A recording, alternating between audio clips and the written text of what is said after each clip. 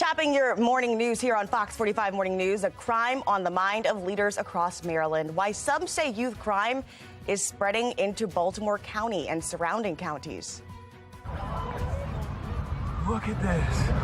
Shocking scenes in Frederick County as a thick plume of smoke shoots into the sky. What we're learning about the deadly crash along Route 15.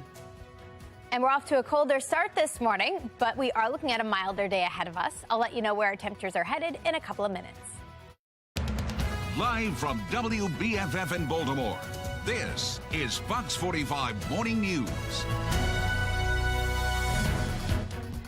Thanks for joining us here this Sunday. A live look over Towson as folks start to get outside for the morning. I'm Taylor Stewart. And let's get right over to your forecast. It's March 5th already, and meteorologist Amy Aronson says, I guess we're rolling into spring-ish, but not this morning. Not this morning, but eventually later today, it's going to feel like spring. Temperatures are actually down from yesterday morning by about 5 to 10 degrees in most locations right now. That puts us closer to freezing. We're all starting off in the upper 20s, low 30s today. But these temperatures are really going to climb, especially as we head through the afternoon. So as you plan out your Sunday, maybe plan on some outside time today as temperatures improve. We'll see them climb from the 30s to the 40s to the 50s and actually flirt with 60 before the day is over. And it looks like these milder temperatures are here to stay as we kick off a brand new work week, but they don't last all week long. And that's because I'm tracking a couple of weather makers. I've got an updated look at the timeline of the weather makers and what they mean for our temperature trend this week in just over 10 minutes. Taylor? The Maryland Attorney General's office is confirming that a man involved in an officer-involved shooting in January has died. His name will be released later this week. Now, Baltimore County Police are telling us that officers were trying to arrest this man when he tried to escape in his car. Police say he hit a patrol vehicle. That's when a detective shot him. Authorities say he was wanted on multiple warrants, but they have not said what they were for. We're also seeing a spike in violent crime outside of Baltimore, from shootings in Towson to attempted robberies in Glen Burnie, especially among youth. So what's driving the uptick? Vincent Hill spoke to a law enforcement expert who thinks some of these criminals are moving under the radar. In Baltimore County, concerns from residents about a rise in crime. It's becoming a very unsafe place to live. I don't want to say you can't feel safe anywhere, but They say committed by people who don't live in the area, but have easy access to it. I think a lot of stuff happening in the malls. It's not really the people living in the neighborhood, the other people coming through. Some residents wanting to keep that easy access out, like this homeowner protesting expanded public transportation from the city into the county. The development proposals, the transportation proposals that would try to make this area more urban is not something that we really signed on for when we bought our houses. On Thursday in Glen Burnie, 3 teens arrested for attempting to rob this retail store. 2 of those teens from Baltimore City. So, could there be a link to public transportation and crime? It makes it easier for the suspects to get in and get out. Dave Walker, a retired police officer, says it's possible. Well, they use that for many reasons. That's what they're used to. Walker says criminals can commit multiple crimes in multiple areas using public transit.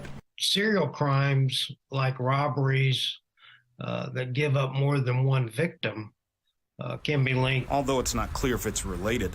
A bus stop just a few hundred feet away from the attempted robbery at the retail store. Another just 25 yards from an armed robbery at a gas station in Glen Burnie last month. Walker says criminals bank on using public transportation as a means of not being caught. Or they think that is going to be a link that we won't find out. Law enforcement won't find out about it. Now, we are now in week 3 of an increased police presence around Towson Town Circle. So far this year, 3 women were raped and a 17-year-old was shot and killed near that circle.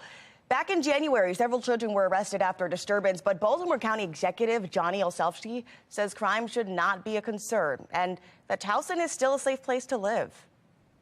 Now, the vacant home in West Baltimore, this one just caught on fire yesterday. Firefighters were called out to the Mount Clair neighborhood, and witnesses posted this video on the Citizens app. In it, you can see flames and a heavy plume of smoke even far away there. Officials confirm it was a vacant home. No injuries have been reported, and the cause is still under investigation. Continuing coverage this morning of the video released this week by the Maryland Attorney General's office. It's stirring some discussion about when it is appropriate for a police chase. This video shows a deadly chase in East Baltimore that happened back in February. Police were going after that car you see there when it ran a red light, hit another vehicle, and then crashed into a person who was walking on the street, then caused this building to collapse. Now, in this moment, law enforcement experts are saying this chase really should not have happened in the first place. In most departments in the country, they're not allowed to chase. Officers are not allowed to chase anymore for property crimes because of fatalities and injury accidents that have happened to innocent citizens over the years. In all, 5 people were hurt, and Baltimore police have not said if the officers involved are being disciplined. But Maryland Senator Jill Carter wants legislation in place to prevent what she calls unnecessary car chases that put the public at risk. Her bill did not receive any votes. Now, in light of this video, former FBI agent Tyrone Powers is going to join us this morning, and he's going to discuss when police should avoid a chase and when they should go after car thieves. Making headlines this morning, people convicted of marijuana possession can now apply for a presidential pardon. Anyone who was charged or federally convicted through October 6th of last year is eligible to apply. And this pardon does not apply, though, to state convictions. Recreational marijuana is officially legal on July 1st here in Maryland, but state legislators have yet to announce regulations on the legalized sale of pot outside of medicinal purposes. Daylight savings begins a week from today, and lawmakers are once again pushing for it to be permanent. The Senate unanimously approved a bill to end daylight savings last year, but it stalled in the House. The U.S. originally adopted daylight savings time during World War I to save energy, but proponents feel that change is no longer relevant. And they argue those winter afternoons will be a little brighter, boosting mental health.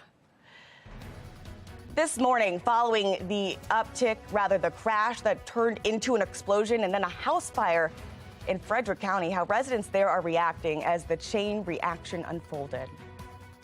And we'll near 60 degrees today, stay in the 50s both Monday and Tuesday, and then I'm tracking a little cool down. I'll explain the reason behind the cool down and when we are tracking some rain in the week ahead in a couple of minutes. It's 7:07. You're watching Fox 45 Morning News.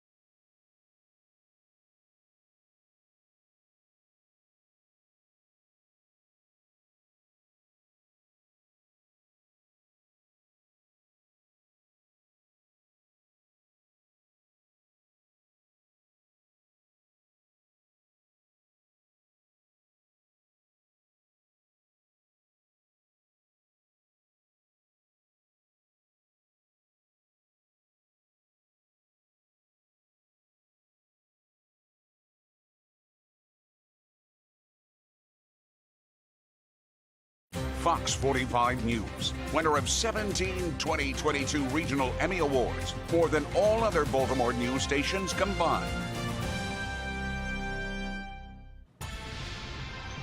Developing this morning, a tanker truck crashes and explodes in Frederick County. That truck driver died in this explosion, and at least 5 other cars were involved. Half a dozen homes damaged. Christian Flores from our Sinclair sister station in D.C. explains what unfolded along Route 15 and how people in the area are reacting.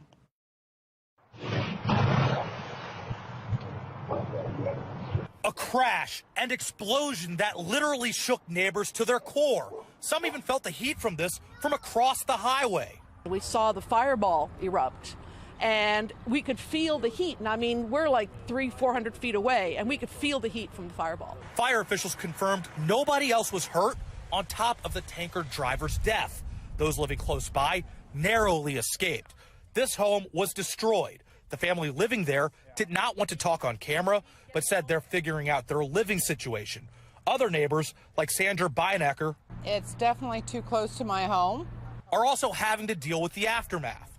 The fire department actually said, is anything wrong with your house? And I'm like, no. And then I came around the corner and I saw that. Beinecker siding received only minor damage. Other neighbors had worse heat damage to their siding. The windy conditions scared so many.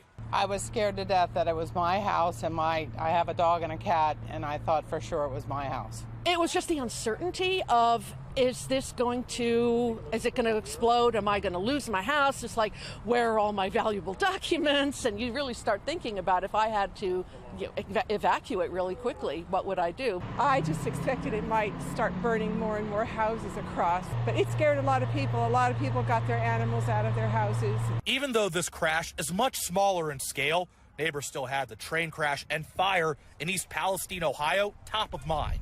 It was a fear that it was going to, because we had my granddaughter with us, who's a little under 2, and I didn't want to have her be exposed to any if it was toxic smoke. There is some foam residue that is visible in Carroll Creek, and we're working with the Maryland Department of the Environment and Frederick City Public Works to contain the spread of that foam from the firefight. There is no risk to the public at this time. That's still not enough peace of mind for Beinecker, who says she has been calling for a highway wall. They need to do something, put a wall up, something. This could have really been even worse than what it is. Christian Flores, Fox 45. City State's Attorney Ivan Bates proposing a measure to rein in crime. Why this bill is facing some major hurdles. And Fox 45 News' Project Baltimore is demanding answers on failing schools. In our next half hour, why they are now going directly to the state school board. You're watching Fox 45 Morning News, all local, all morning.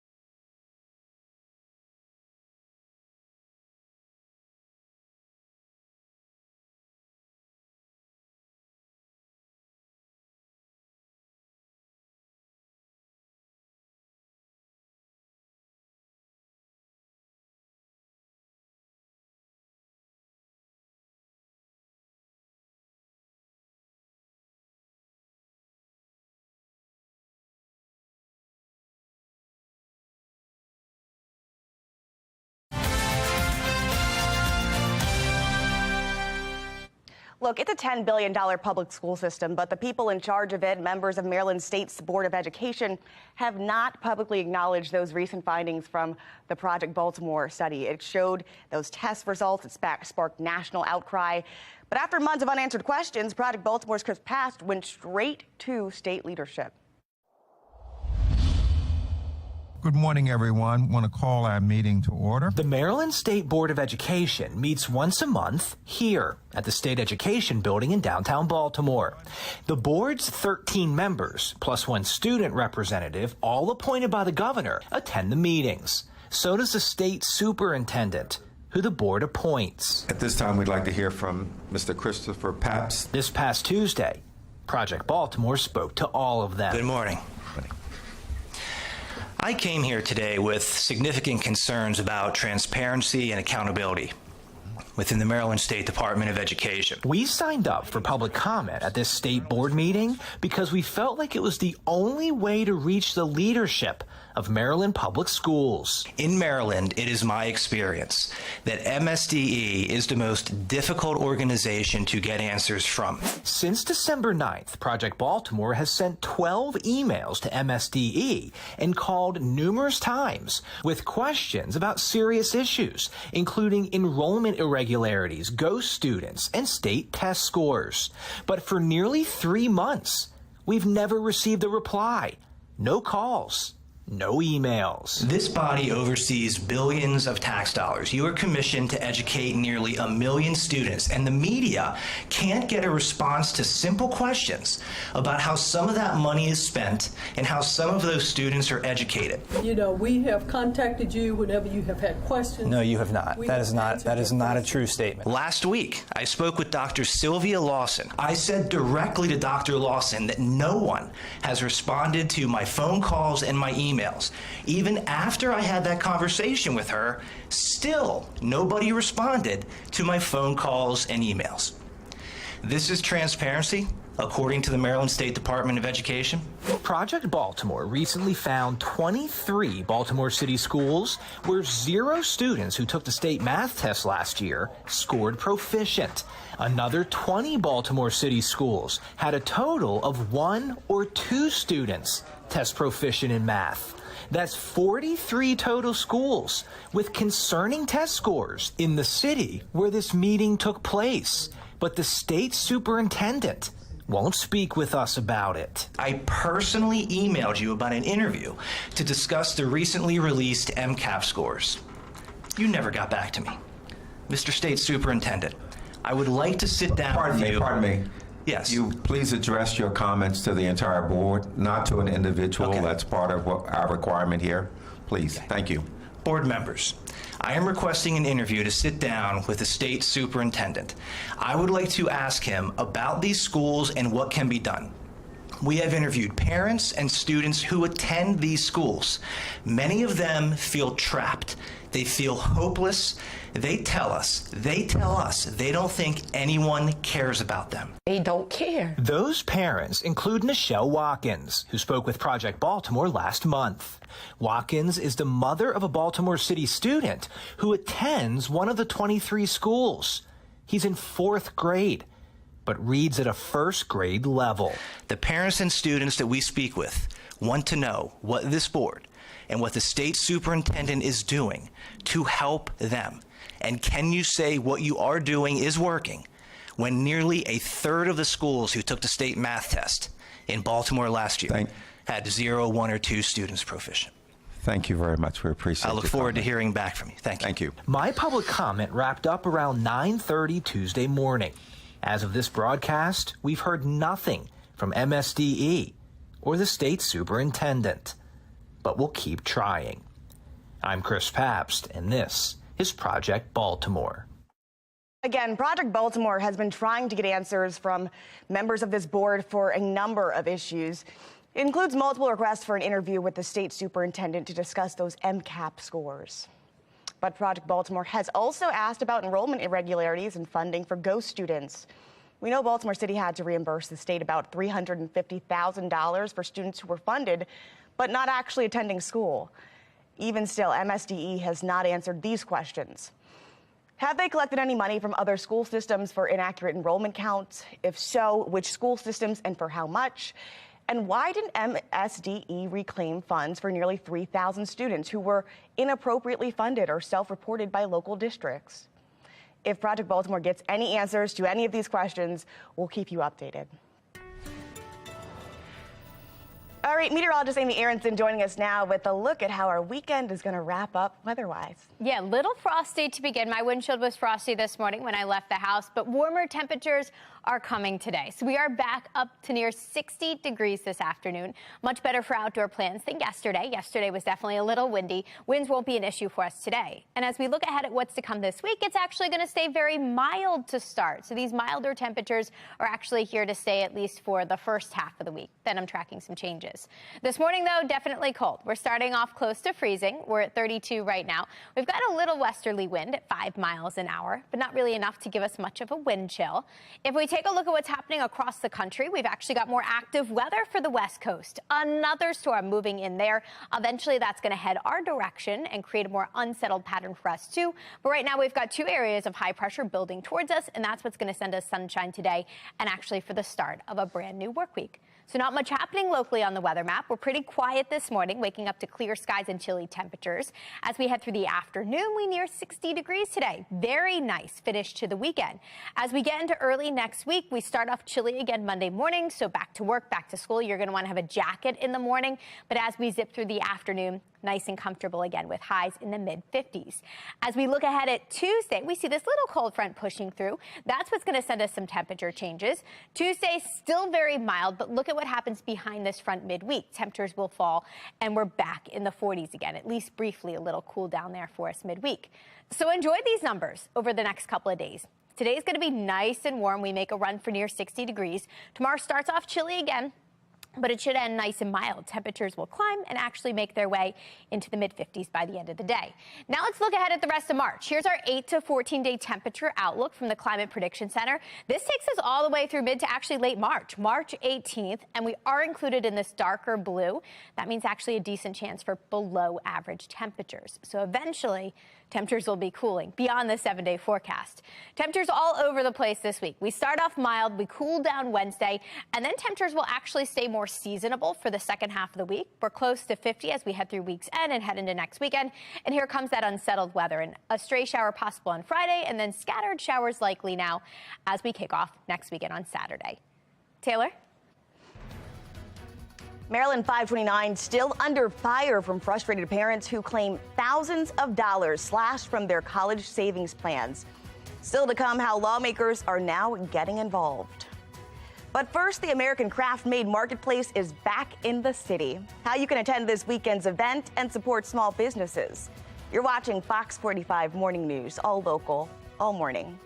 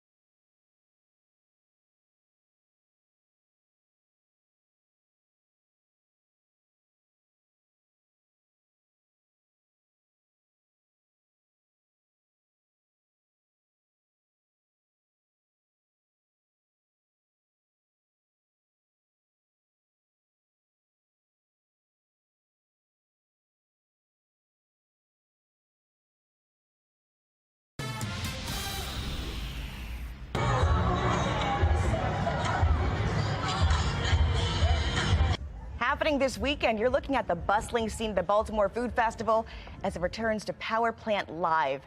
The third annual festival has all sorts of offerings now. You got $5, you got the kiddos.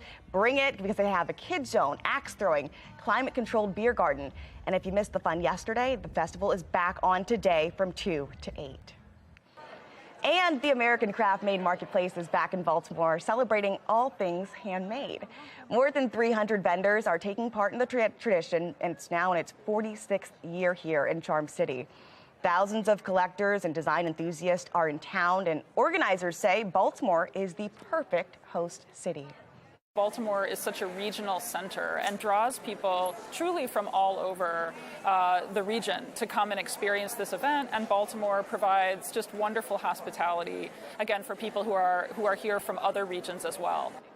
The American Craft Made Marketplace wraps up today from 11 to 5 at the Baltimore Convention Center. Also happening this weekend, comedic legend Chris Rock takes on the Hippodrome in downtown Baltimore. He performed his selective Outrage set, which will be taped. It was taped yesterday, and it's turning into a Netflix special. This was the scene outside the theater about an hour before the show. It was packed, and we want to see how you're enjoying this beautiful weekend. Go ahead and send us your pictures through the Chime In feature at foxbaltimore.com, or you can do so through the WBFF app. We've got a chilly morning ahead, but a gorgeous sky out there. Temps should be in the 60s by this afternoon. Meteorologist Amy Aronson is tracking how long these warmer temperatures could hold up into your work week. And did you know it's very popular to spot bears in the springtime right here in Maryland? How you can protect yourself if you run into one this season. You're watching Fox 45 Morning News, all local, all morning.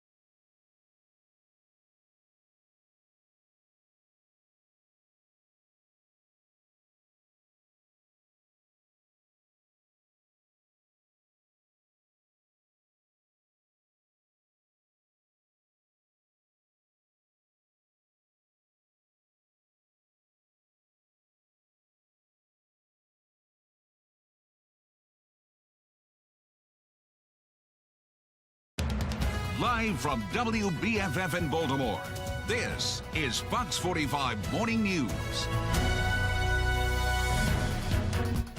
And good morning to you. Happy Sunday, and thanks for joining us here on Fox 45 Morning News. It is 7:30, and you're looking live at the harbor. And it's March 5th already. I'm Taylor Stewart. Let's get right over to your forecast because that sky is gorgeous, Amy. Yeah. It's going to be a spring-like day. Yeah, going to be a spring-like day, much better than yesterday. Yesterday had that winter chill feel to it with the winds. Today will still be breezy, but it's also going to be much milder. So we're starting off near freezing this morning, little frosty out there, near 32 degrees to begin. But as we head through the rest of the day, you'll notice these numbers are climbing. So they should be warming up and warming up really nicely, making a run for the mid and upper 50s today, actually getting close to 60 degrees this afternoon, which puts us about 10 degrees above where we should be for this time of year. Plus, we've got a whole lot of sunshine to go along with it. So you can see behind this graphic, trees are blooming. That's what we're seeing all around our area. Perfect day to maybe take a walk and enjoy the trees that are starting to bloom. Now, coming up in 10 minutes, I'll let you know exactly how long this spring feel is going to last and when we are tracking our next weather maker. Taylor?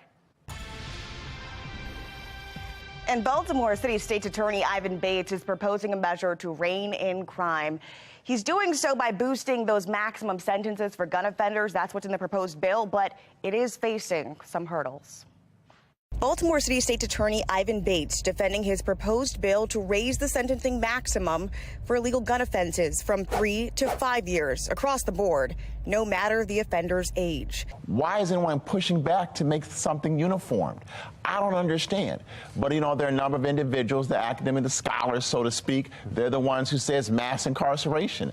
I think they're very confused about what mass incarceration is. But Bates says it will deter repeat offenders. It's the most in-depth report that ever talks about recidivism ever done. 20 years of study, and they say the magic number is 5. 5 years is the magic number. I'm asking for 5 years to give me a tool in the toolbox to fight crime. Also here in Baltimore, though, we have to remind you, it has the state's highest incarceration rates, specifically black men ages 18 to 24. How do you see this? This has been a public policy people have talked about on the 5 years. So I really don't see this as a situation. This is going to create mass incarceration on a bunch of other things. This is one piece of legislation. There's growing support in Annapolis to raise the sentencing maximum for gun sentences. State Senate President Bill Ferguson now signaling he's in support of the bill. But political analyst John Deedy says stronger, more vocal support from the governor is necessary to move this and other stalled crime bills forward. The governor needs to move a lot faster because his glacier pace isn't working. Now, Bates is promising to be tougher on crime, but his office is facing some other hurdles that are blocking him from getting to that goal. He's working to equip his frontline staff, mainly new prosecutors, by kicking off what he calls a much-needed training for the young district attorneys. Kirk Nachman, a former Baltimore City prosecutor, knows what a defense attorney needs to do to prosecute cases. He says the challenges that office is facing has a serious shortage with staffs and new hires to get the job done. It's going to manifest itself in individuals not knowing how to properly introduce evidence at trial. It's going to manifest itself in inexperience in plea negotiations and knowing and understanding what a reasonable plea offer is versus what isn't a reasonable plea offer. The call for training comes after Bates admitted that this week was a mistake by giving that young prosecutor a repeat gun offender's case. Instead, the prosecutor recommended a lighter sentence. That brings us to our question of the day. Whose crime plan do you trust more to reduce the level of violence, Democrats or Republicans? So far, 97% of those who have voted say Republicans. Go to foxbaltimore.com/vote to weigh in. You can also make your voice heard right here by scanning that QR code on your screen. We have a list of your local state delegates and senators. If you scan this, it'll take you to our website where you can get their emails and phone numbers to contact them directly. Nobody likes a rat, but at the same time, 11 months to get your money out, that's unheard of. In my wildest dreams, I would have never imagined anything like this could happen. Now, that was a former Maryland 529 employee. He's coming forward saying that he warned officials about the college savings plan's troubles that were on the horizon. Well, now they're here. Spencer Fells says he spent more than a decade with the agency. He left over moral conflicts. He's now weighing in. His parents claim thousands of dollars were slashed from their college savings plan. Rebecca's FOX45 Pryor explains. Yeah, that former employee says he was hesitant to come forward, but after almost a full year of watching families struggle in their fight for these funds and answers, he said it was time to break his silence. I just am racked with guilt that I was even a part of this organization for so long. As a former Maryland 529 customer service representative who eventually rose to a managerial role, for 16 years, Spencer Fells was the friendly voice on the phone, assuring parents their investments were growing and their child's college funds secure. But now, this ridiculous calculation is preposterous. I don't really have any other words. He's changing his tune to sounding the alarms, calling the agency's new interest calculations corrupt. I don't care how you explain the math to me. It is absolutely 100% shortchanging the account holders. 2 summers ago, Maryland 529 claiming it was flush with cash, so the state's college savings plan voting to change its calculations to give more money to account holders. That money seen in statements like these, until the agency took it all back, claiming it was a calculation error. Howard Gribov's account dropping from about $86,000 to $30,000, a total loss of more than $50,000. I've had to tap into my savings. I'm also looking at my retirement funds. And it's the same story for hundreds of others. For months now, Maryland 529 doubling down that the error was a simple math mistake and the new amount in parents' accounts is correct. But Fells says something's not adding up. In anticipation of these 2021 changes, that I warned my then supervisor these changes would have a grave negative impact on the customers. Warnings he claims went ignored. I just morally could not be there another day, and that's pretty much when I resigned. Fells left before the calculation error occurred, so while he's not sure the exact cause, he still says that he's certain the real reason behind it has yet to be revealed. I'm not sure if it's a shortage of money or an issue that's way more serious than they're alluding to, but the facts that I'm looking at don't make sense. Now, Fells maintains that he left on his own accord, but his position was on the brink of being dissolved, with the state agency preparing to move its management to a company out of state. Meanwhile, Maryland 529, in response to these allegations, only saying that they will not be commenting on personnel matters. Rebecca Pryor, Fox 45 News. Now, since the session began, 2 high-ranking members at Maryland's 529 board have resigned. Board Chair Peter Sagotis stepped down last month. Shortly thereafter, Jessica McCain, a member of the board's Audit and Governance Subcommittee, left halfway through her 4-year term. You can see all of our reporting on Maryland's 529 program on foxbaltimore.com. In other education news, Baltimore County is receiving some positive feedback on its plan to provide free breakfast and lunch to all students this fall. Need-based free meals are already available, but the new program will take out the process of collecting applications to see who actually qualifies. The American Heart Association is taking it one step further, saying hungry kids can't learn. And that's why they're pushing for every Maryland child to have the same opportunity for a free meal. The Conservative Political Action Conference is underway here in Baltimore, what's expected to be the hot topics of discussion. And we are looking at a spring feel not only today, but actually for the next 3 days. I'll let you know exactly how long this milder stretch is going to last this week and what brings it to an end in just a couple of minutes. It's 7:39. You're watching Fox 45 Morning News.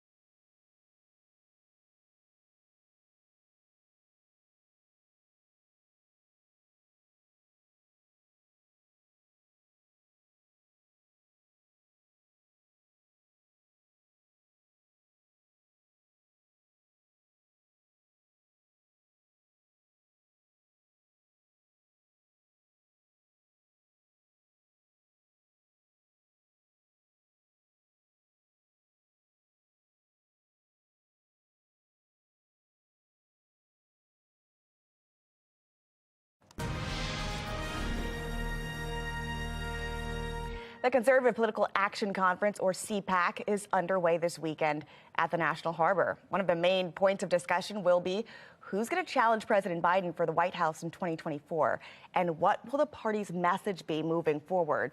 A few hopefuls are speaking at this weekend's event, including a man with White House experience. In 2016, I declared, I am your voice. Today I add, I am your warrior, I am your justice. And for those who have been wronged and betrayed, I am your retribution. When I launched my campaign, I said every politician over 75 years old should be required to take a mental competency test. Have you seen D.C. lately? We should start with Joe Biden, and we shouldn't stop there. Well, noticeably absent from this year's conference, Florida Governor Ron DeSantis. He has not formally announced his desire to run for president in 2024, but he's believed to be one of the top Republican candidates. That brings us to our question of the day. Who do you think should be the top challenger to President Biden in 2024?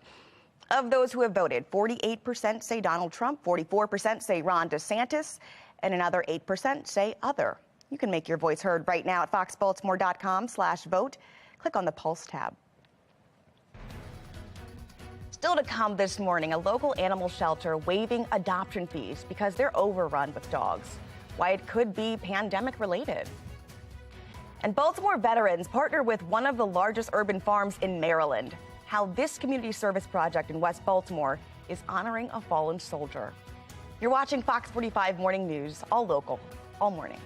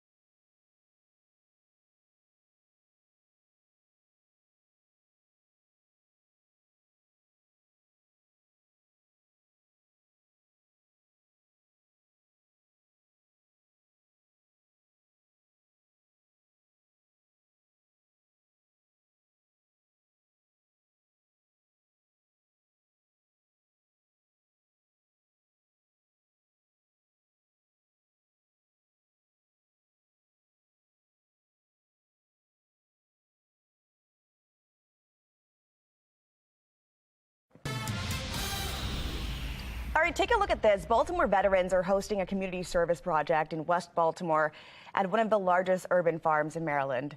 Parts of West Baltimore can be classified as food deserts, and this project is bringing together volunteers to supply fresh produce and fight food insecurity in the area.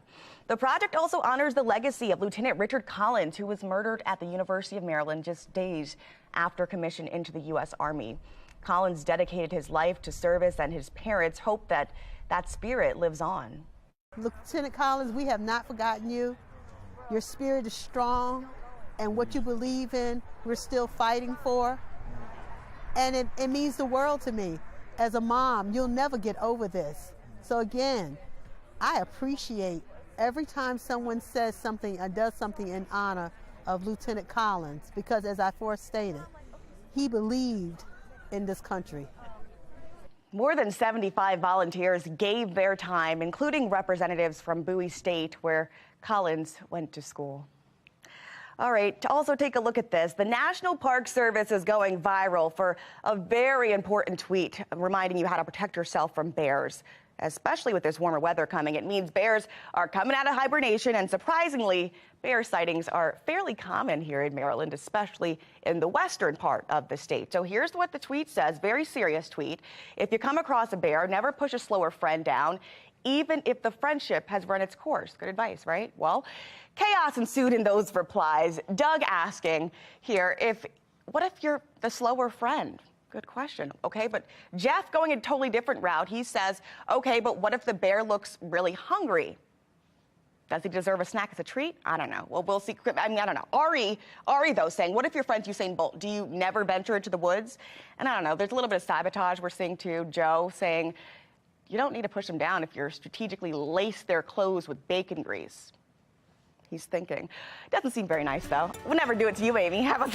What about you? Any bears out there this week? I hope not. I have been hiking a lot in Western Maryland, and you see the signs, and they always say to address the bear and, like, back away slowly. So I didn't think you were supposed to run, but I don't know. I'm no expert either, so don't take my advice. Just use caution on the trails if you're going to be out and about.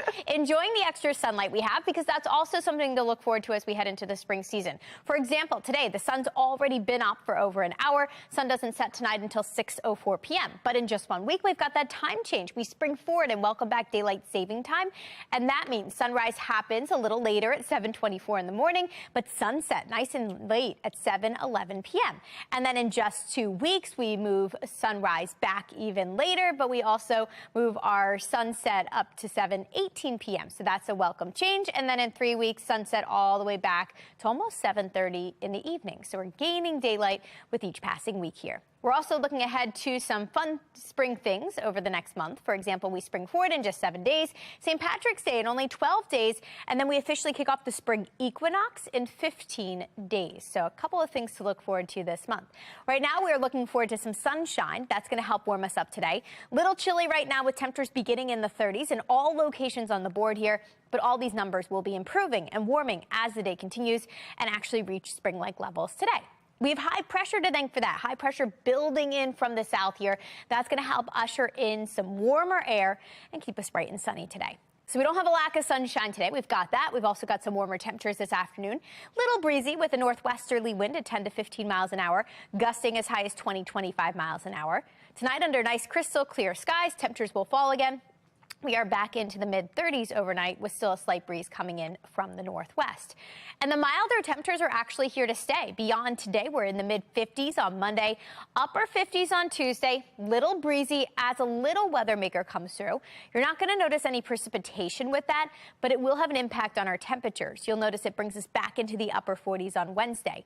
And then temperatures are actually trending cooler for the second half of the week. They're closer to where they should be. We should be in the low 50s, and that's where we're headed both Thursday and Friday. Now, starting late Friday, we are tracking our next real weather maker, and this one will bring us a decent chance for some unsettled weather and some rain. Looks like showers are now likely starting Friday night, taking us into Saturday with the cooler temperatures sticking around and highs in the low 50s all the way through next Saturday. Taylor? All right, one win away from a trip to the Big Ten tournament. When the Terps will have that answer. Will Caitlin Stark have it? That's coming up ahead in Sports Unlimited after the break.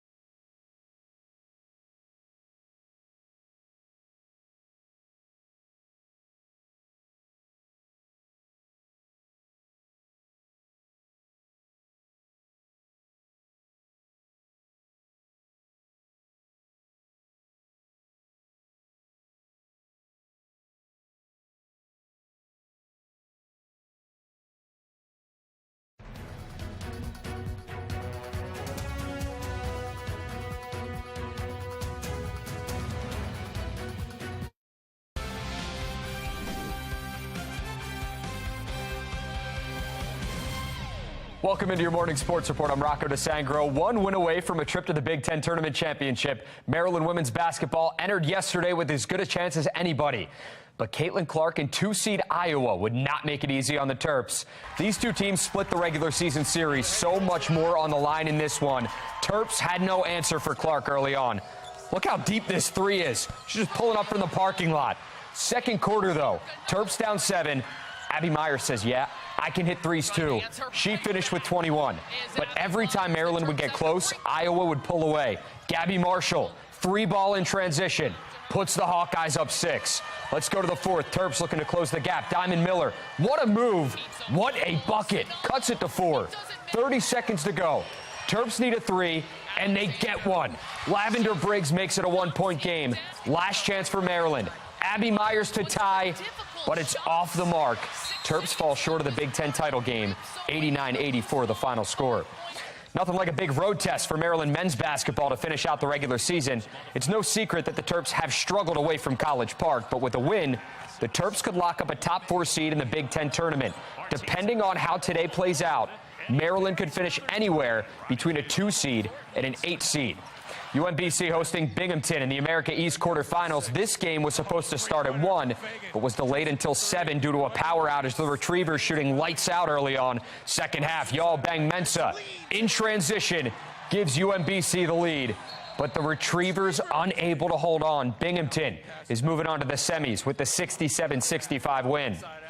Loyola taking on Lafayette in the first round of the Patriot League Championships. Kelly Radigan dialed in from deep. Then it's Devin Newman. You give her a little too much space, she's going to take the shot, and that's exactly what happens here.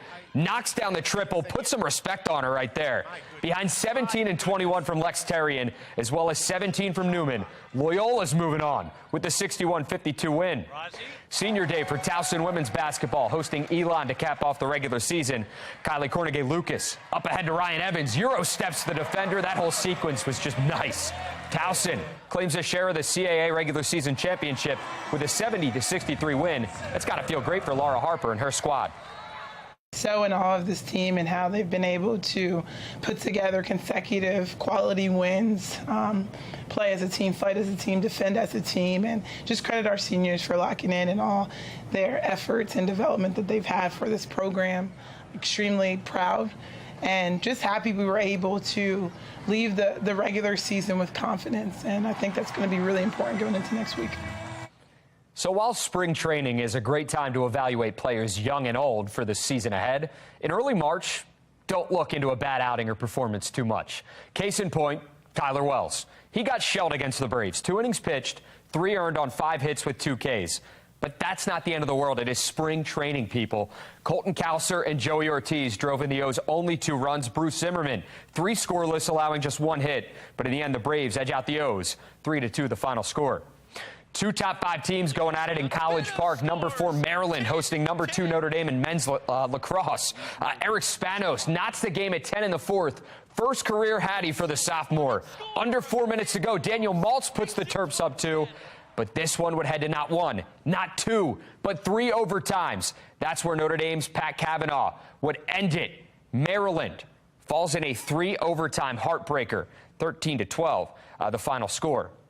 Loyola men's lacrosse playing host to Lafayette to open Patriot League play. Matthew Minikis led the way with 4 goals. Check this out. Spin cycle, can't stop that. Then the freshman connection. Will McCullough to Henry Haberman. Filthy. Greyhounds get the win. 15-11 the final. Number 8 Loyola women's lacrosse on the road against Penn State. Emily Wills and Georgia Latch led the way with 3 goals apiece. Sydney Black had 4 assists as the Greyhounds take care of business on the road. 11-7 the final score. Towson played host to Central Michigan. Tigers in bounce-back mode after the loss to St. Joe's, and they came out firing. Blair Pierre finished with 3 goals and an assist. She was one of 6 Tigers with a multi-goal game as Towson roars to the 17-10 victory. Johns Hopkins women's lacrosse on the road against Drexel. The Blue Jays jumped out to a 3-0 lead in the first, but Drexel would go on to score 8 unanswered goals. Georgie Gorlick had 3 goals. She's off to a great start to the year, but it's Drexel winning it, 16-11. Number 15 Johns Hopkins playing host to number 13 St. Joe's. Blue Jays led by 1 after 1 half of the play, but the hawk never dies. That's the saying, and St. Joe's kept it close behind a 5-point game from Garrett Degnan. Hopkins holds on for the 15-14 victory. Well, that's your morning sports report. I'm Rocco DeSangro. Have a great Sunday.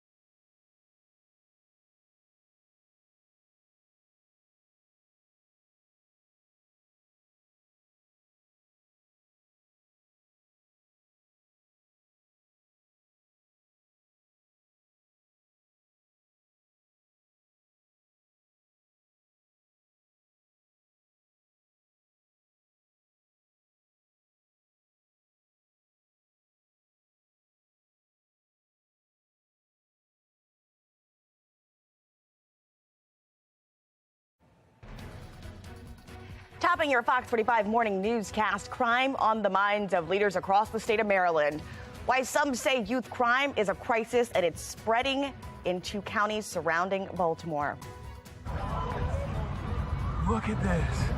And take a look at these shocking scenes out of Frederick County as a thick plume of black smoke shot into the sky. What we're learning about this deadly crash along Route 15. And we're off to a chilly start this morning, but it's going to feel very spring-like today. I'll explain where our temperatures are headed and the reason why in a couple of minutes.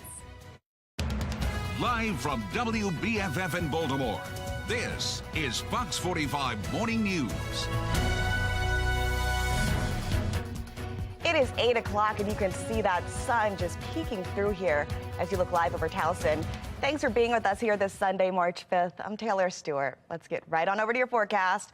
Meteorologist Amy Aronson, is it a good time to walk the doggies? Yeah, just bundle up this morning. Little chilly out there right now, but it's actually going to be even better if you want to hold off until this afternoon. Our temperatures are down right now about 5 to 10 degrees in most locations, so it is chilly to start. We've got lots of 30s lingering on the map, mid and upper 30s across the region right now. But look at where we're headed today. So as you plan out your day, definitely plan on at least a walk outside with the family and the dog. Temperatures will make their way into the mid and upper 50s by midday, and we're actually flirting with 60 degrees by the afternoon. And this is just the start of a milder stretch coming up. I'll let you know exactly how long it lasts in just over 10 minutes. Taylor? Maryland's Attorney General's office is confirming a man who was involved in an officer-involved shooting back in January died. Now, this was in Baltimore County, and his name will be released at a later time, we're told. Baltimore County police tell us officers were trying to arrest this man when he tried to flee in his car. Then that's when police say he hit a patrol vehicle and a detective shot him. Authorities say he was wanted on multiple warrants, but they've not specified as to what they were for. We are seeing a spike in violent crime outside of Baltimore City, from shootings in Towson to attempted robberies in Glen Burnie, especially among young people. So what's driving this uptick? Vincent Hill spoke to a law enforcement expert who thinks some of these criminals are moving under the radar. In Baltimore County, concerns from residents about a rise in crime. It's becoming a very unsafe place to live. I don't want to say you can't feel safe anywhere, but They say committed by people who don't live in the area, but have easy access to it. I think a lot of stuff happening in the malls is not really the people living in the neighborhood, but other people coming through. Some residents wanting to keep that easy access out, like this homeowner protesting expanded public transportation from the city into the county. The development proposals, the transportation proposals that would try to make this area more urban is not something that we really signed on for when we bought our houses. On Thursday in Glen Burnie, 3 teens arrested for attempting to rob this retail store.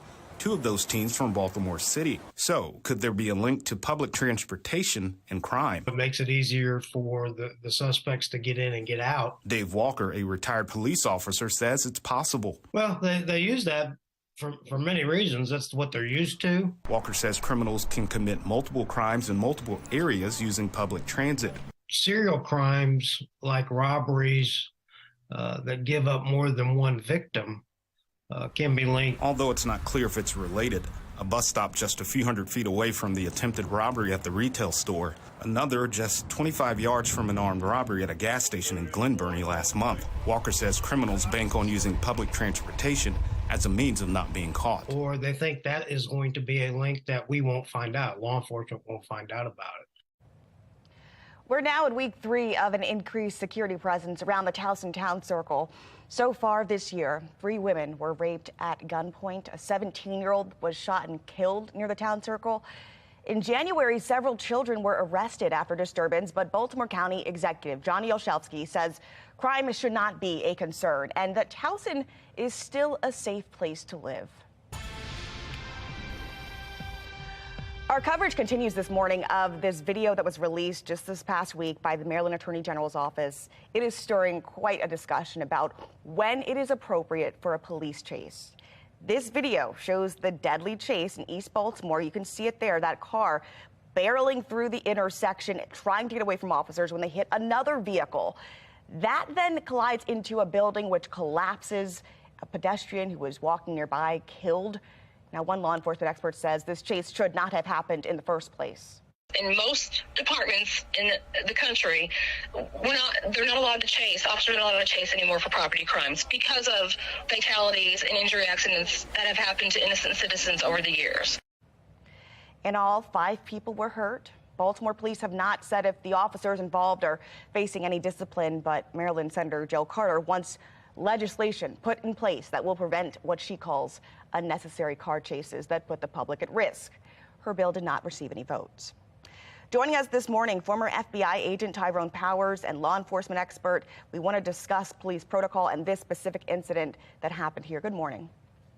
Good morning. Thank you for having me with you. Absolutely. So this particular incident, one person now died who was just walking nearby. This was a pursuit, we believe, for a stolen vehicle. Tell me a bit about your knowledge in what deems, in what circumstances a pursuit would be deemed reasonable. Well, most police departments across the nation, including Baltimore City, have a policy which puts the preservation of life, the sanctity of human life, as the priority. In other words, you shouldn't engage in a chase that could absolutely put or could possibly put civilians at risk or the police officer engaged in a chase and the perpetrator.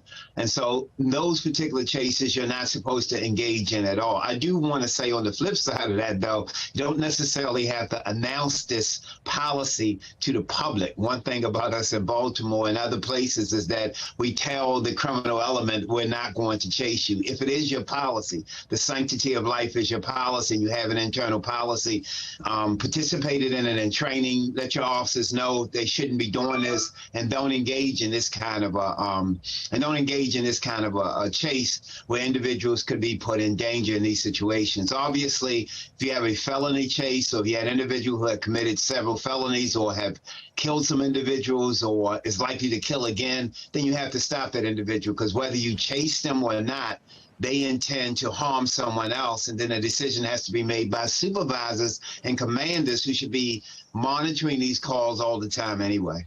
And that's exactly what the Baltimore County manual says in terms of pursuits. But the U.S. Justice Department discourages chases except in the most extreme circumstances. And they say that should be determined by the person in charge, the supervisor in this case. No one's been disciplined. What is your take from this? Should someone be disciplined in this? Yeah. Well, it just depends. Well, you have to investigate this total case before you come to conclusions about discipline. And you have to, obviously, there was some radio communication from someone saying cut the chase off. You have to know when that took place, how close it came to the time that the accident occurred, and those things. The philosophy has been also that you can't outrun the radio. And in this day of modern technology, and if an individual speeds off and he's heading in a certain direction, then there's other things that you can put in place to possibly stop him. You can call ahead to another agency. We have great relationships now with the agencies around Baltimore City. So the individual may not be caught in Baltimore City, may be caught out of Baltimore City or in a surrounding county, and things can be put in place there. So all of that will have to be looked at in terms of what should have been done. And we should not only look at it from a disciplinary philosophy, we want to prevent this in the future. So is there something we can do better in the future? Besides, we can't hit rewind on this particular situation. We do have to look at it for discipline. We do have to look at it for policy and consistency. But then on the other hand, what the citizens are most concerned about is that civilians don't get injured again, or it doesn't happen in the future. So should be looking at it for lessons learned, training officers diligently that you can't outrun the radio, training them what those special situations are that the Department of Justice are talking about. Like I said, a most wanted individual, an individual who's likely to kill again. You got an individual who's a known serial murderer, and you got to stop that individual even at the risk of some others getting hurt, because others will get hurt anyway. And all those things have to be put in the mix. The goal now is to prevent it in the future, to examine it thoroughly before we actually cast blame, and then learn from our lessons and move on from there. Get better at it. And we'll leave that right there. That video just came out this weekend, and we'll be sure to make sure that our local leaders are doing just that. Thank you, Tyrone Powers. Thank you. Thank you. All right, this morning we are following up on the crash that turned into a deadly explosion, then a house fire in Frederick County. How residents there are reacting to the chain reaction. And we are looking at a mild day ahead of us with highs near 60. We actually stay nice and mild for the next couple of days before that little drop comes up on Wednesday. I'll explain the reason behind that dip in a couple of minutes. It's 8:09. You're watching Fox 45 Morning News.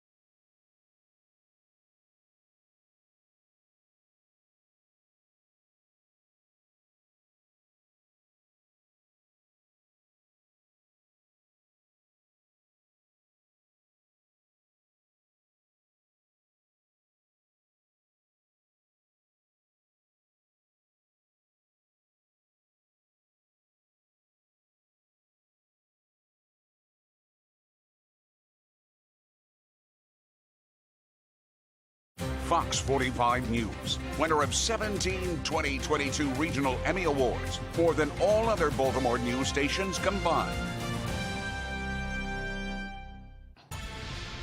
Developing this morning, a tanker truck crashes and explodes in Frederick County. That truck driver died in the explosion. At least 5 other cars were involved, half a dozen homes damaged. Christian Flores from our Sinclair sister station in D.C. breaks down those tense moments along Route 15.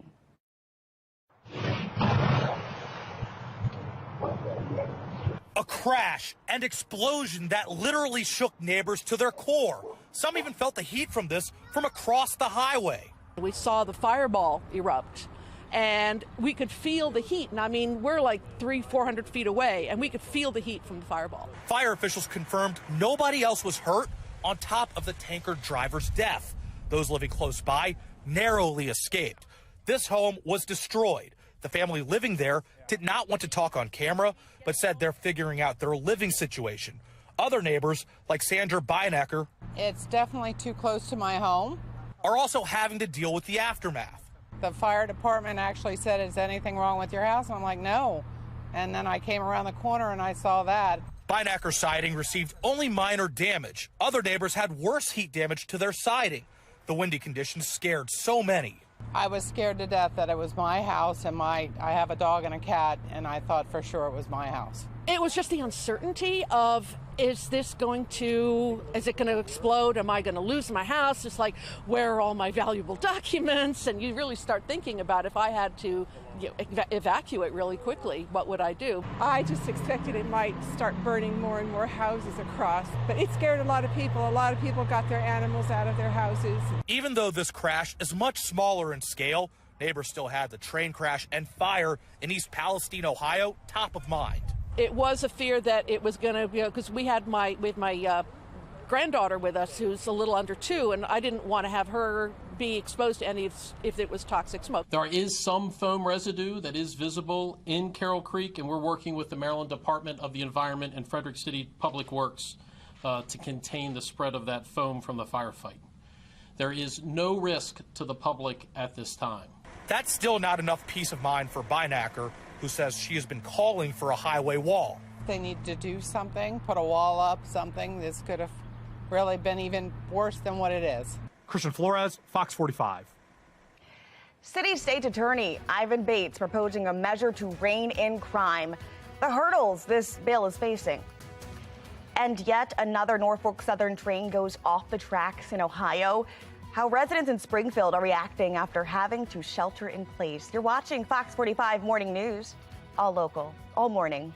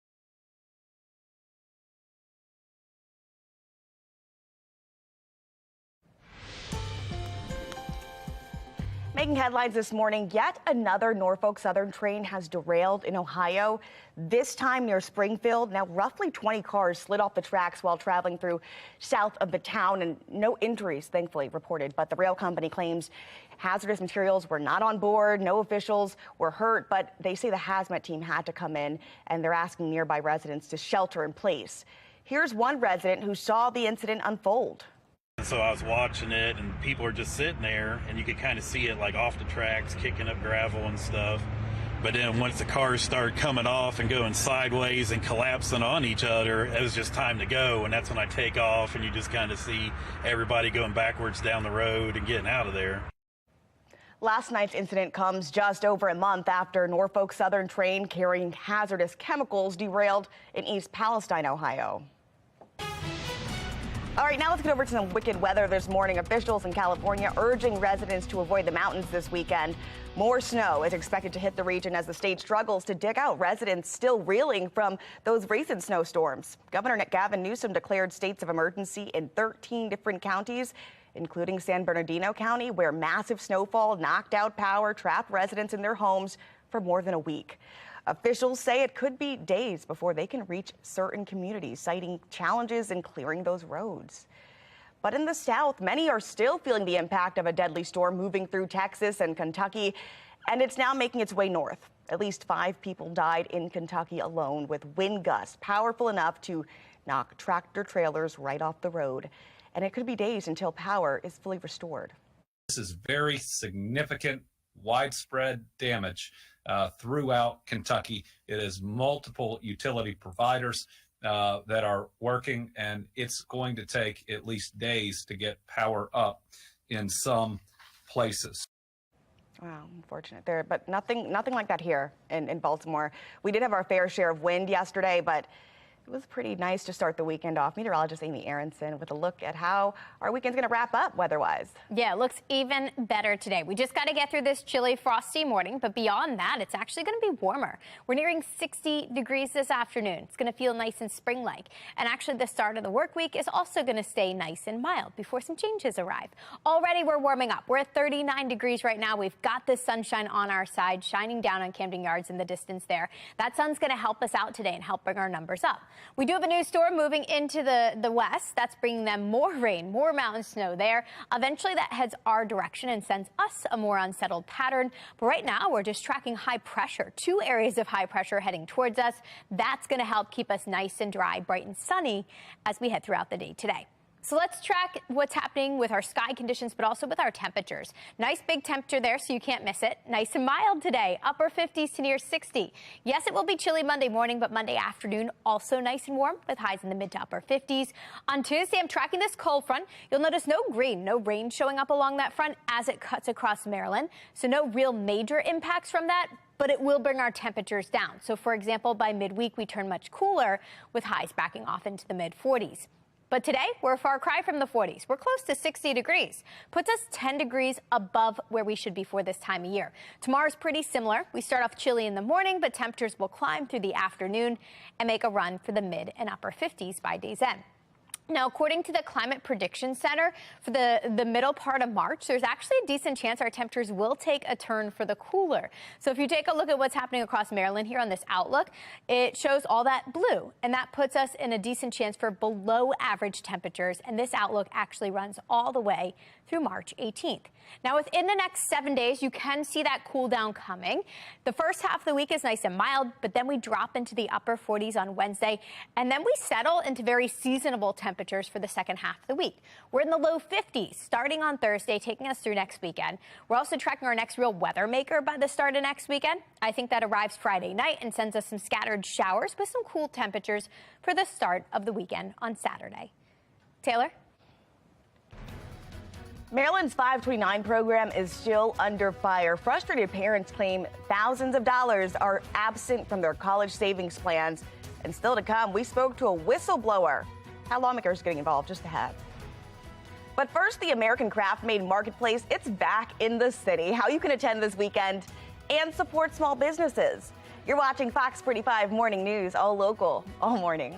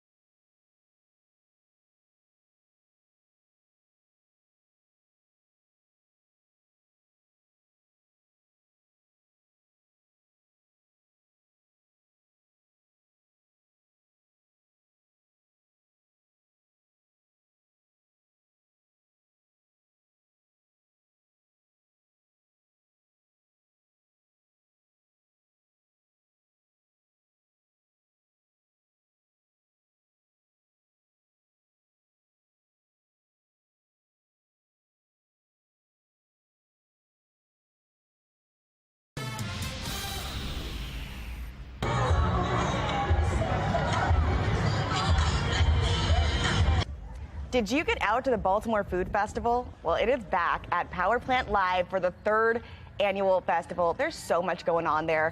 And if you've got $5, you're in business. They've got kid zones, axe throwing, climate-controlled beer gardens. And if you missed the fun yesterday, well, it's all right, because it's going on today from 2 to 8 p.m. And the American Craft-Made Marketplace is back in Baltimore. It celebrates all things handmade, and more than 300 vendors are taking part in this tradition. Now it's in the 46th year here in Charm City, and thousands of collectors, designers, and enthusiasts are in town. They say Baltimore's just the perfect host city. Baltimore is such a regional center and draws people truly from all over the region to come and experience this event. And Baltimore provides just wonderful hospitality, again, for people who are here from other regions as well. The American Craft-Made Marketplace wraps up today. It goes from 11 to 5 p.m. at the Baltimore Convention Center. And also happening this week, comedic legend Chris Rock took the stage at the Hippodrome in downtown Baltimore. He performed his Selective Outrage set. It was live tape, and if you missed it, that's cool. You can tune into Netflix. They're turning it into a special. This was the scene outside the theater about an hour before the show. It was packed last night. But if you are enjoying this beautiful weather, we want to know how you're doing it. Send us your pictures and your videos. You can use the Chime In tab at foxbaltimore.com or the WBFF app. Alrighty, let's go ahead and take a look at today's Steals and Deals with Genevieve Gorder. The following segment is sponsored by Knocking. The space we live in is so important to all of us, and that really starts with the base of a healthy, clean home, including the air that we breathe. And there are so many pollutants that can affect the air inside of our homes, from our pets, dust, allergens. What's the solution? Here's one. This is the Clean Light Air. It's super compact, easy to use. It even fits in the cup holder of your car. It's an air filter that can remove up to 99.9% of particles you don't want in your house, like smoke, odors, pet dander, air pollution.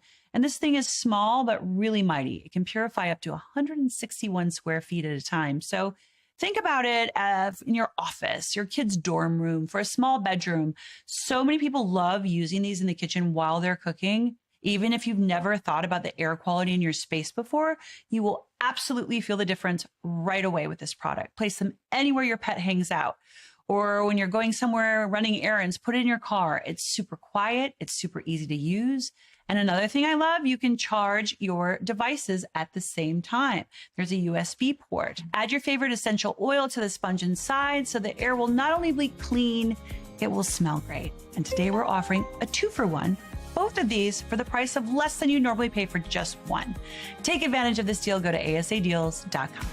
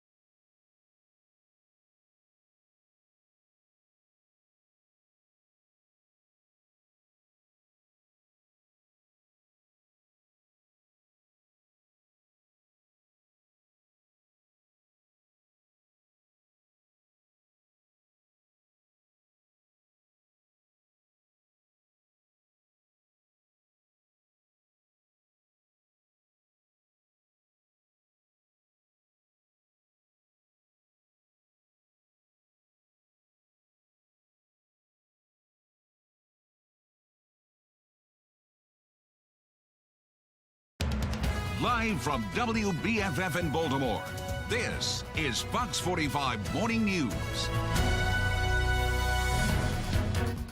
Alrighty, thanks for being with us here. You're looking live over the harbor, and we know that the O's are going to be out there eventually. Looking forward to it. Let's get over to our forecast. I'm Taylor Stewart, March 5th here, and if you don't know, now you know. It's feeling like spring. Meteorologist Amy Aronson. Not this morning, though. Not this morning. Yeah, just over a month, right, until the Orioles are back in town for their home opener. Exciting stuff. Getting a taste of spring and baseball weather today. Upper 30s, low 40s to start, but it's not going to stay this cold. These numbers are going to warm, and they're going to warm fast today. So here's a preview of where we're headed.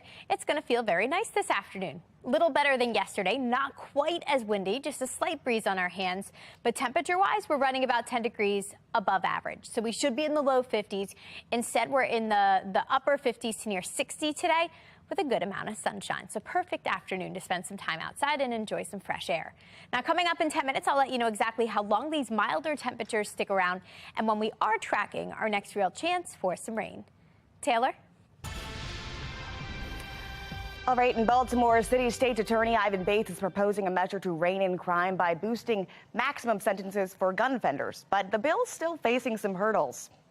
Baltimore City State Attorney Ivan Bates defending his proposed bill to raise the sentencing maximum for illegal gun offenses from 3 to 5 years across the board, no matter the offender's age. Why is anyone pushing back to make something uniform? I don't understand. But, you know, there are a number of individuals, the academic, the scholars, so to speak, they're the ones who say it's mass incarceration. I think they're very confused about what mass incarceration is. But Bates says it will deter repeat offenders. It's the most in-depth report that ever talks about recidivism ever done. 20 years of study, and they say the magic number is 5. 5 years is the magic number. I'm asking for 5 years to give me a tool in the toolbox to fight crime. Also here in Baltimore, though, we have to remind you, it has the state's highest incarceration rates, specifically black men ages 18 to 24. How do you see this? This has been a public policy people have talked about on the 5 years. So I really don't see this as a situation. This is going to create mass incarceration on a bunch of other things. This is one piece of legislation. There's growing support in Annapolis to raise the sentencing maximum for gun sentences. State Senate President Bill Ferguson now signaling he's in support of the bill. But political analyst John Deedy says stronger, more vocal support from the governor is necessary to move this and other stalled crime bills forward. The governor needs to move a lot faster because his glacier pace isn't working. This is promising to be tougher on crime, but his office is facing hurdles blocking him from that goal. Now, he's working to equip his frontline staff, mainly new prosecutors, with what he calls much-needed training for the young district attorneys. Former Baltimore City prosecutor Kirk Nachman, he was a defense attorney. He says he's familiar with the challenges within this office. He says it includes staffing shortages and new hires getting them up to speed. It's going to manifest itself in individuals not knowing how to properly introduce evidence at trial. It's going to manifest itself in inexperience in plea negotiations and knowing and understanding what a reasonable plea offer is versus what isn't a reasonable plea offer. Now, this call for more training comes after Bates admits mistakes were made. He says a young prosecutor offered a plea deal to a repeat gun offender, but resulted in a lighter sentence. All right, switching gears here now to Annapolis, where lawmakers have heard multiple bills about ways to address crime. One of those bills, Bill 1880, would make it so that someone who's convicted of murder in the first degree cannot be if they're younger than 25 at the time of the crime. It has some very specific crimes that they list that would be restricted from this. We've got lawmakers who are not pleased with this particular bill. But let's talk with Susan Coma. She's a delegate here in Annapolis. Good morning to you. Good morning. How are you? I'm doing all right. I'm right. Let me correct that. It's Bill 1180. Is that correct? Yes. It's sponsored by Montgomery County Delegate Crutchfield. She's put this in several times. Basically, what it deals with is that someone that is under the age of 25, and I'm going to use the example of Officer Caprio, who was run over by one of the juveniles, and then the other juveniles that were burglarizing the homes that the driver was affiliated with. They all got charged with felony murder for the running over of and killing of Amy Caprio. And so that's what this is about. And so the opposition or the proponents of the bill say that the human brain is not fully formed in the frontal lobes until age 25. but yet we're doing other things in the General Assembly, letting children vote earlier and earlier, letting them get hormone-inducing drugs to change their sex. Their parents aren't being told.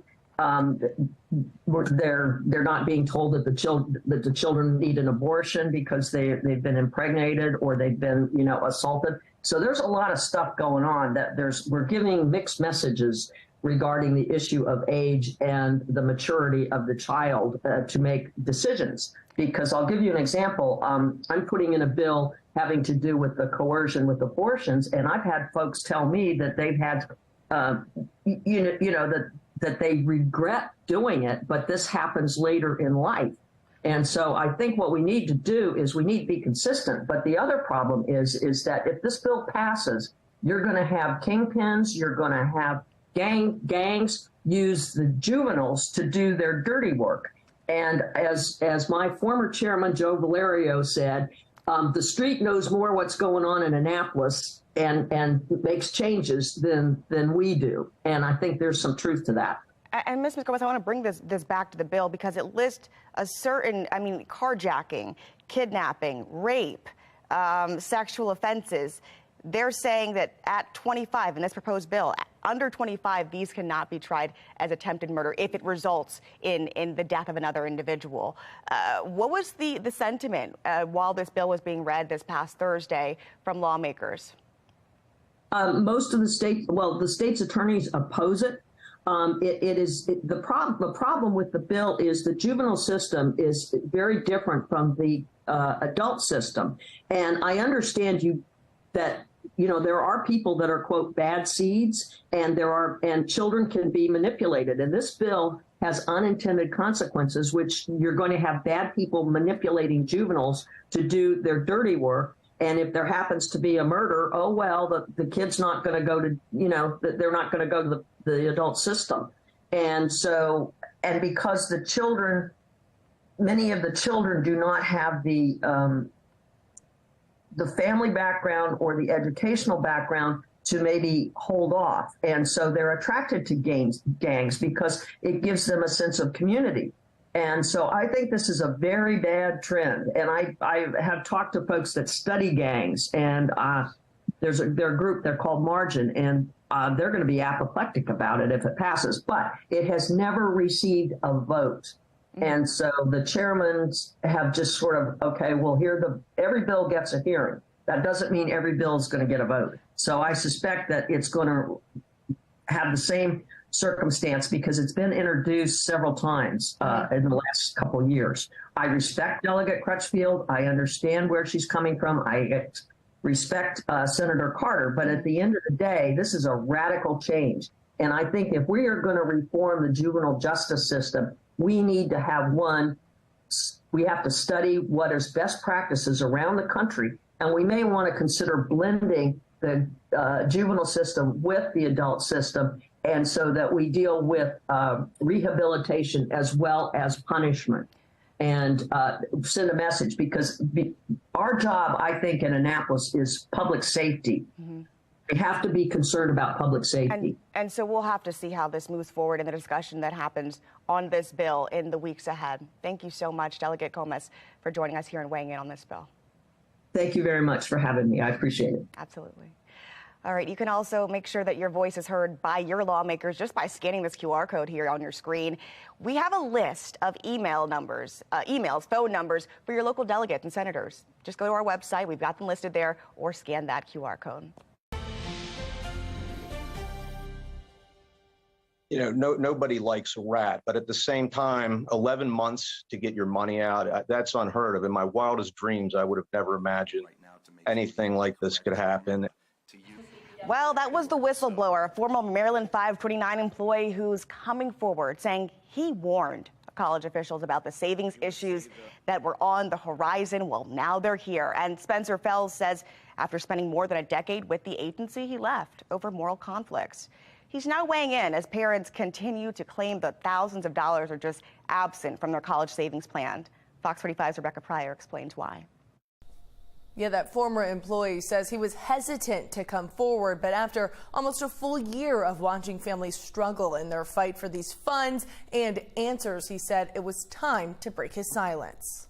I just am racked with guilt that I was even a part of this organization for so long. As a former Maryland 529 customer service representative who eventually rose to a managerial role, for 16 years, Spencer Fells was the friendly voice on the phone, assuring parents their investments were growing and their child's college funds secure. But now, this ridiculous calculation is preposterous. I don't really have any other words. He's changing his tune to sounding the alarms, calling the agency's new interest calculations corrupt. I don't care how you explain the math to me. It is absolutely 100% shortchanging the account holders. 2 summers ago, Maryland 529 claiming it was flush with cash, so the state's college savings plan voting to change its calculations to give more money to account holders. That money seen in statements like these until the agency took it all back, claiming it was a calculation error. Howard Gribov's account dropping from about $86,000 to $30,000, a total loss of more than $50,000. I've had to tap into my savings. I'm also looking at my retirement funds. And it's the same story for hundreds of others. For months now, Maryland 529 doubling down that the error was a simple math mistake and the new amount in parents' accounts is correct. But Fells says something's not adding up. In anticipation of these 2021 changes, that I warned my then supervisor these changes would have a grave negative impact on the customers. Warnings he claims went ignored. I just morally could not be there another day, and that's pretty much when I resigned. Fells left before the calculation error occurred, so while he's not sure the exact cause, he still says that he's certain the real reason behind it has yet to be revealed. I'm not sure if it's a shortage of money or an issue that's way more serious than they're alluding to, but the facts that I'm looking at don't make sense. Now, Fells maintains that he left on his own accord, but his position was on the brink of being dissolved, with the state agency preparing to move its management to a company out of state. Meanwhile, Maryland 529, in response to these allegations, only saying that they will not be commenting on personnel matters. Rebecca Pryor, Fox 45 News. The Conservative Political Action Conference underway right now at the National Harbor. What's expected to be the hot topics of discussion? And we are looking at a nice little spring-like stretch coming up. We're near 60 today. Mid and upper 50s will follow. I'll let you know what brings an end to this nice warm stretch in a couple of minutes. It's 8:42. You're watching Fox 45 Morning News.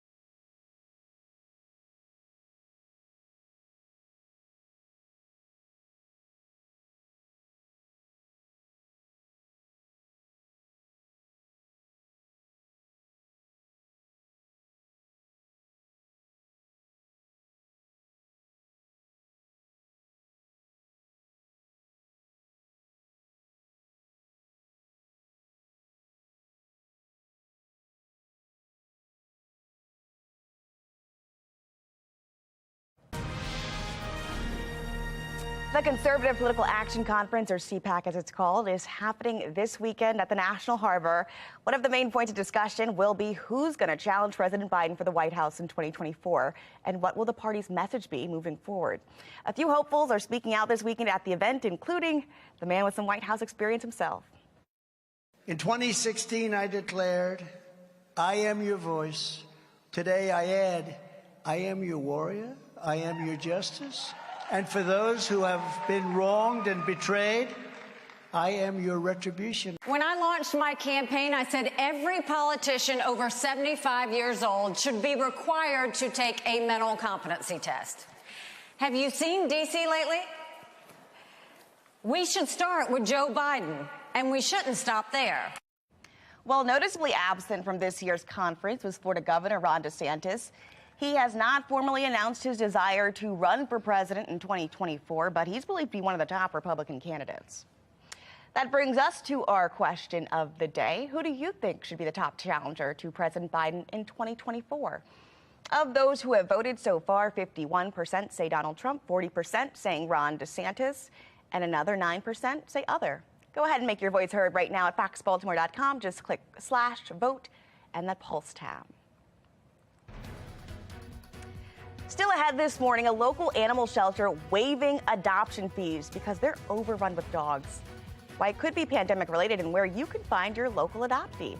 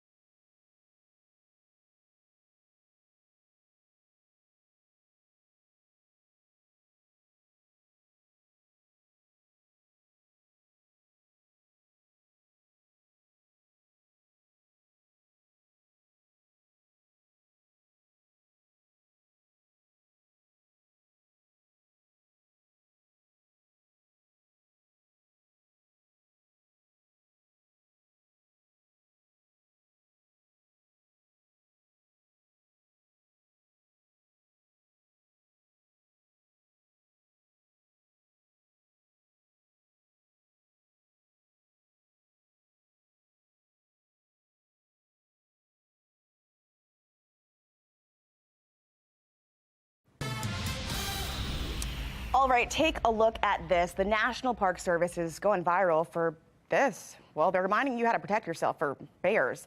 With the warmer weather coming, bears may be out in Western Maryland. Hibernation is over, and surprisingly, bear sightings pretty common here in Maryland, especially in the western part. So look at this very, very important tweet that's come out from the National Park Service. If you come across a bear, never push a slower friend down, even if you feel that friendship has run its course. It is good advice, right? Well, chaos ensued. All right, we've got one from Doug. Doug tweeting this: what if you're the slower friend? Great question. Jeff taking it, let's go back to Jeff. Jeff taking it a totally different direction. He's saying, okay, but what if the bear looks hungry? You know, what if the bear looks hungry? Okay, cool. Well, another person coming in here, Ari says, what if your friend is Usain Bolt? Do you never venture in the woods? Because they might just leave you there, right? But others are saying a little sabotage, why not? Why don't you just grease your friends down with bacon grease? I'm just going to leave that there. Not very nice. Not very nice, but Amy Aronson with a check of our weather. This time, bears are really coming out in western parts of Maryland. Apparently. I hike there all the time, and fortunately, knock on wood, I've never encountered a bear, so I hope it stays that way. But of course, be safe if you're out there hiking today. Perfect day for some outdoor activities, including hiking, because we're gaining daylight. For example, today, sunset happening at 6:04 p.m. In just 1 week, we spring forward, so we welcome back daylight saving time, and that means we push that sunset back to 7:11 p.m. We'll ignore that later sunrise, right? As we look ahead at 2 weeks, sunrise happens at 7:13 in the morning, sunset at 6:18, and then in just 3 weeks, we are gaining daylight with each passing week here. Sunrise back close to 7 a.m. and sunset close to 7:30 p.m. So some things to look forward to over the next month. First of all, we spring forward in just 7 days now. St. Patrick's Day coming up in 12 days, and then we officially kick off spring, the spring equinox, in 15 days. And we are getting a little taste of spring today. We have the sunshine, not as windy, just a little breezy out there today, but already improving temperatures in most spots. We're seeing the 30s and the 40s return on the board here. And these numbers will continue to warm today, and that's because we are tracking high pressure. High pressure to our south, that's building in. That's going to send us nothing but sunshine today. Yes, there's some snow showers ongoing for our neighbors to the north there. Not the case here. Instead, it's going to look and feel spring-like. Nothing but sunshine today. We're close to 60. Plus, we've got winds coming from the northwest at 10 to 15 miles an hour and gusting as high as 25. So a little windy at times today, but not as bad as it was yesterday. And then tonight's going to be chilly again. So under mostly clear skies, we lose any of that warmth we managed to build up during the day, escapes back up into the atmosphere.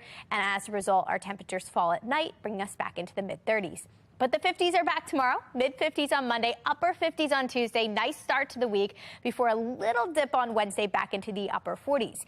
After that, temperatures will be trending cooler for the second half of the week, actually more seasonable for this time of year. The low 50s return starting on Thursday, taking us through Friday and Saturday.